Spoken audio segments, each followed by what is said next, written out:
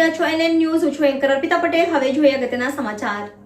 Surat crime બ્રાન્ચે oil ચોરી કરતી આંતરરાજ્ય ગેંગને ઝડપી પાડી. બાતમીના આધારે 2 ઇસમોને ક્રાઇમ બ્રાન્ચે પકડ્યા. આરોપીઓ ઓઇલ કંપનીની લાઇનમાં પંચર કરીને ઓઇલ ટેન્કરમાં ભરતા હતા. પ્રશાંત વાઘેલા, સમીર ખાન નામના ઇસમોની ધરપકડ કરી છે.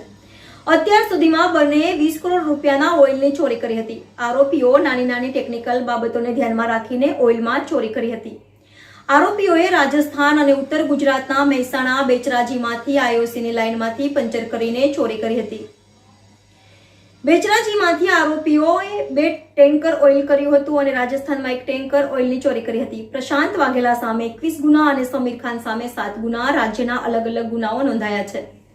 આરોપી કટર અને વેલ્ડિંગ મશીનને પોતાની સાથે રાખતા હતા. આ ઇસમો બીજા રાજ્યોમાં પણ પોતાનું નેટવર્ક બનાવતા હતા. લોકોની ઓછી અવરજવરવાળી જગ્યા પર આરોપીઓ ઓઇલ પાઇપલાઇનમાં પંચર કરતા હતા અને ઓઇલ ચોરી કરતા હતા. રિપોર્ટર નૈતિક રેશમવાળા, NN ન્યૂઝ, સુરત. દર્શક મિત્રો, તમારી આસપાસ બની રહેલી અવનવી ઘટનાઓ વિશે જાણવા માટે NN ન્યૂઝને લાઇક કરો, શેર કરો, સબસ્ક્રાઇબ કરો અને બેલ આઇકન પ્રેસ કરો, જેથી આપને નોટિફિકેશન્સ મળતી રહે. આપ બધા જાણો છો કે ગુજરાત એક પેટ્રોલિયમ હબ છે અને અહીંયા જેટલી મોટી રિફાઇનરી, ચાહે હજીરામાં રિફાઇનરી હોય, ચાહે જામનગરમાં હોય, એનો રિફાઇન્ડ ઓઇલ પાઇપલાઇન મારફતે બીજા રાજ્યોમાં મોકલવામાં આવે છે.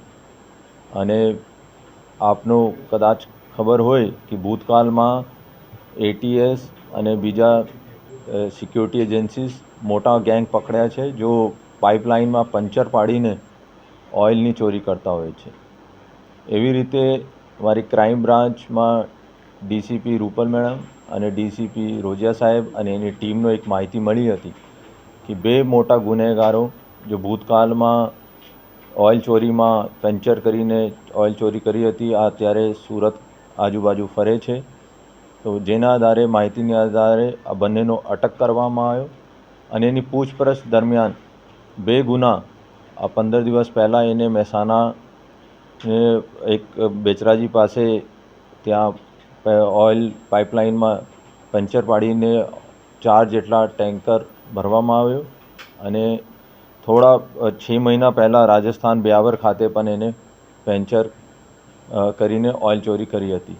બંને આરોપીનું નામ પ્રશાંત વાઘેલા છે અને બીજા આરોપી સમીર ખાન અલાદ ખાન છે. પંકજ ઉર્ફે પ્રશાંત વાઘેલાની વિરુદ્ધમાં 21 જેટલા ગુના ભૂતકાળમાં છે અને સમીર ખાન અને અલાદ ખાનને વિરુદ્ધમાં 7 ગુના છે. જેમાં મોટો આ દાહોદ ખાતે જ્યારે પકડવામાં આવ્યો ત્યારે એને કબૂલ્યો કે 20 કરોડથી વધારે ઓઇલની ચોરી આ લોકો કર્યા હતા. અત્યારે અમે એના વધારે પૂછપરછ પણ ચાલુ છે અને મહેસાણા પોલીસ અને રાજસ્થાન પોલીસનો અમે સંપર્ક કરીએ છીએ અને આ લોકો અહીં આવીને આરોપીઓની કસ્ટડી અમારી પાસેથી મેળવશે. ધન્યવાદ.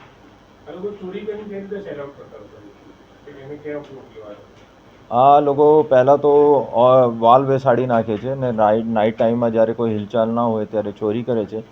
અને આ ચોરી કરે પછી ઘણી બધી એવી છોટી ફર્નેસીસ છે જ્યાં લોકો આ સસ્તામાં ક્રૂડ ઓઇલ વેચતા હોય છે, ત્યાં આ લોકો વધારે વેચે છે.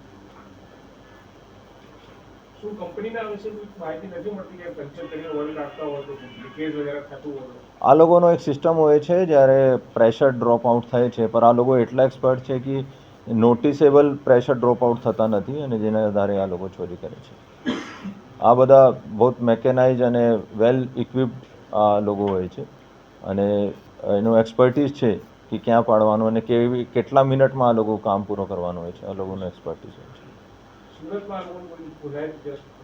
સુરતમાં નથી, પણ અત્યારે કંઈ સુરત આજુબાજુ ફરતો હતો તો અમે આ ડર હતો કે હજીરા આજુબાજુ કંઈ એની મૂવમેન્ટ તો ના હોય. અત્યારે એની વધુ ચકાસણી કરીએ છીએ કે સુરતમાં કોને જોડે સંપર્કમાં હતો.